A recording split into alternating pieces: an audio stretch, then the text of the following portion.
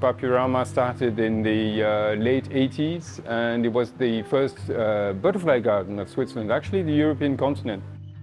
This building was built in 2002, but at the time we had hardly any money. So we built this the cheapest way possible, and the cheapest way possible is of course not the best. And this roof was a catastrophe because it was old, leaking, lacking energy. I was always afraid that the wind would blow it away one day. We first thought we may actually close that roof and insulate it properly and have some domes to bring light. But we thought, hey, maybe we should just replace the whole thing.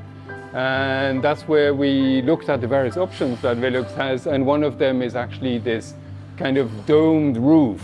And I think that is quite nice. So we actually did this throughout the summer, which is also a very busy season, but somehow we managed to work sector by sector, and the disruptions were actually fairly minimal.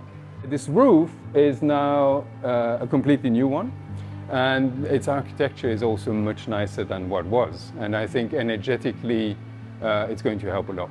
It brings light, of course, for all the plants here, but it also brings something, you know, like it's a soft and quiet roof. It's not something angular. Worry number one up there has now been replaced by something that is, hopefully, but I'm sure it is, solid and nice.